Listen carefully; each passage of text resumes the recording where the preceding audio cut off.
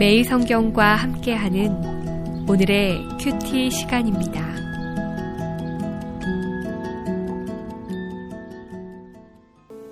여호수아 16장 1절에서 10절입니다. 요셉 자손이 제비 뽑은 것은 여리고 샘 동쪽 곧 여리고 곁 요단으로부터 광야로 들어가 여리고로부터 베델 산지로 올라가고 베델에서부터 루스로 나아가 아렉 족속의 경계를 지나 아다롯에 이르고 서쪽으로 내려가서 야블레 족속의 경계와 아래 베토론과 게세레까지 이르고 그 끝은 바다라. 요셉의 자손 므낫세와 에브라임이 그들의 기업을 받았더라. 에브라임 자손이 그들의 가족대로 받은 지역은 이러하니라. 그들의 기업의 경계는 동쪽으로 아다롯 앗달에서 윗 베토론에 이르고 또 서쪽으로 나아가 북쪽 믹무다에 이르고 동쪽으로 돌아 다하나 실로에 이르러 야노아 동쪽을 지나고 야노아에서부터 아다롯과 나아라로 내려가 여리고를 만나서 요단으로 나아가고 또 다푸아에서부터 서쪽으로 지나서 가나 시내에 이르나니 그 끝은 바다라. 에브라임 자손의 지파가 그들의 가족대로 받은 기업이 이러하였고 그 외에 므낫세 자손의 기업 중에서 에브라임 자손을 위하여 구분한 모든 성읍과 그 마을들도 있었더라. 그들이 게셀에 거주하는 가나안 족속을 쫓아내지 아니하였으므로 가나안 족속이 오늘까지 에브라임 가운데에 거주하며 노역하는 종이 되니라. 오늘의 말씀입니다. 유다 지파에 바로 이어 장자권을 가진 요셉 지파의 기업 분배에 관한 설명이 나오는데요. 그런데 요셉 지파는 레위 지파가 기업을 분배받지 못했기 때문에 므낫세와 에브라임의 두 지파로 나누어져 기업을 분배받게 됩니다. 16장과 17장의 두 장에 걸쳐서 두 지파의 기업이 분배되는데 16장에 장자의 복을 받은 에브라임 지파의 기업이 먼저 언급되고 17장에 장남이면서도 장자의 복을 받지 못한 므낫세 지파, 더 정확하게는 요단 동편에서 기업을 분배받은 므낫세 반 지파를 제외한 나머지의 기업이 나중에 언급이 됩니다. 1절부터 10절은 크게 두 단락으로 나눠집니다. 1절부터 4절에 걸쳐 므낫세 지파와 에브라임 지파가 분배받은 땅의 경계에 대해서 총괄적으로 설명을 하고 5절에서 10절에서는 에브라임 지파가 분배받은 땅에 대해 설명합니다. 1절에서 4절의 총괄적인 설명에 의하면 요셉 지파가 분배받은 기업의 남쪽 경계는 여리고 동쪽인 여리고 곁의 요단 강으로부터 시작하며 3절의 서쪽 경계는 지중해까지 미칩니다. 요셉 지파 중 더 주도적인 역할을 수행하는 에브라임 지파의 기업은 므낫세 지파에 비해 더 남쪽에 자리하고 있습니다. 에브라임 지파의 제일 아래 지역은 베냐민 지파의 북쪽 경계 지역과 맞닿아 있습니다. 그런데 에브라임 지파가 게셀의 원주민을 쫓아내지 않은 탓에 그들을 종으로 부리며 같이 살게 되었습니다. 에브라임 지파의 남쪽 경계는 후에 분열왕국 시기의 남왕국과 북왕국 사이의 경계와 일치합니다. 이것은 무엇을 알 수 있을까요? 여호수아가 생전에 배분해준 지파별 기업의 경계가 적어도 솔로몬이 죽은 시점까지는 잘 유지됐다는 것입니다. 하나님이 12지파의 땅을 배분해 주셨으므로 함부로 그 경계를 바꿀 수 없다는 인식이 이스라엘 가운데 굳게 자리 잡고 있었습니다.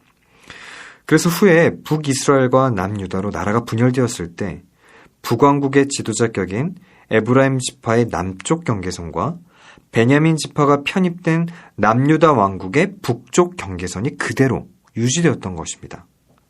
자신이 거주하는 땅은 하나님이 정해주신 곳이라는 의식은 귀한 믿음입니다. 그러나 남북 왕국의 그 믿음이 변질되자 하나님은 북이스라엘은 아수르에, 남유다는 바벨론에 의해 각각 이방 땅에 포로로 잡혀가는 비극을 당하게 하셨습니다. 이 구약시대의 이스라엘 백성들은 이 제비 뽑기로 정해진 땅에서 자손대대로 살았습니다. 이것은 하나님이 그곳을 정해주셨으니 순종하겠다는 믿음이 없으면 불가능한 일입니다.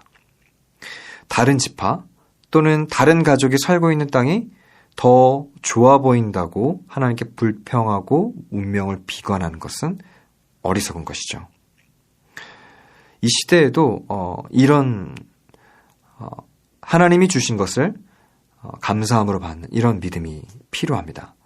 단순히 거주지에 대한 믿음을 말하는 것이 아니라 자신의 삶을 하나님이 정해주신 것으로 인식하고 다른 사람의 삶을 탐내지 않고 나에게 주어진 삶을 최선을 다해 살아가는 모습이 필요합니다. 이것이 바로 범사에 감사하는 생활입니다. 기업을 할당받을 때 에브라임 지파가 므낫세 지파보다 먼저 기업을 할당받았습니다. 요셉의 장자인 므낫세 지파보다 차자인 에브라임 지파의 기업이 먼저 기술된 것에는 어떤 의미가 있을까요? 야곱은 창세기 48장에서 에브라임이 므낫세보다 큰 자가 되고 여러 민족을 이룰 것이라고 예언했습니다. 가나안 정복 당시 에브라임 지파보다 므낫세 지파의 인구가 더 많았습니다. 그럼에도 므낫세 지파가 아닌 에브라임 지파의 땅 분배에 관한 내용이 유다 지파에 이어 두 번째로 기술된 것은 에브라임 지파의 위상이 상대적으로 더 높았기 때문입니다. 에브라임과 므낫세의 이 우위 관계는 이스라엘 역사에서 변함없이 유지되었습니다. 야곱이 요셉의 두 아들을 놓고 축복할 때 두 손을 어긋나게 얹고 기도한 내용이 이렇게 역사 속에서 현실화되었습니다. 이것이 하나님의 섭리인 것이죠. 므낫세 후손보다 에브라임 후손이 더 강성해진 것은 하나님의 주권에 의한 것이었습니다. 야곱의 축복이 실현된 것은 말씀이 그만큼 진실하고 확실하다는 증거입니다. 므낫세 자손의 기업 중에는 에브라임 자손을 위해 구분된 성읍과 마을도 있었습니다. 사실상 므낫세 지파가 받은 땅이 에브라임 지파보다 더 컸기에 기업 중 일부를 형제 지파에게 주는 것이 가능했습니다. 또한 에브라임 지파는 자신들의 기업에 속한 게셀의 원주민을 쫓아내지 않았습니다. 에브라임 자손은 그들을 쫓아내지 않고 노역을 담당하는 종으로 삼았습니다. 요단 서편에서 므낫세 지파와 에브라임 지파가 차지한 땅과 유다 지파가 차지한 땅의 공통점은 무엇일까요? 요셉의 두 지파와 유다 지파는 가나안 땅에서 가장 비옥한 중앙지대를 기업으로 받았습니다. 야곱이 유언으로 남긴 축복 기도를 보면 하나님이 유다를 영적인 장남으로 삼으셨음을 알 수 있습니다. 유다 지파는 다른 지파들에 비해 인구 수도 많고 많은 기업으로 받은 땅도 넓었습니다. 게다가 가나안에 비옥한 땅을 분배받았습니다.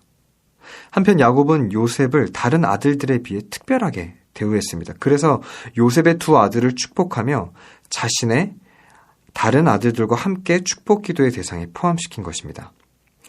다른 손자들도 많이 있었지만 그들은 언급되지 않았습니다. 그래서 요셉 지파에 속한 므낫세 지파와 에브라임 지파가 다른 지파와 나란히 약속의 땅을 기업으로 받은 것입니다. 야곱의 12아들 가운데 넷째 유다와 11번째 요셉이 신실한 모습으로 창세기에 묘사됩니다. 이 내용을 살펴보며 구원과 복은 전적으로 하나님의 주권적 섭리로 이루어짐을 보게 됩니다. 또한 하나님은 그 신실하신 하나님을 믿고 성실하게 살아가는 자를 기억하시고 마침내 그에게 복을 더해 주시는 것입니다. 오늘 이 말씀을 기억하며 우리의 삶에 신실하게 역사하시는 그 하나님을 바라보는 오늘 하루 되시기를 주님의 이름으로 축원합니다. 함께 기도하겠습니다. 살아계신 하나님, 하나님이 나에게 주신 것을 감사함으로 받고 다른 사람의 삶을 탐내지 않고 최선을 다해 살아가게 하여 주시옵소서. 우리의 삶이 오직 하나님 한 분께만 달려있음을 고백하며 신실하게 하나님을 믿음으로 살아가게 하여 주시옵소서. 살아계신 예수님의 이름으로 기도합니다. 아멘.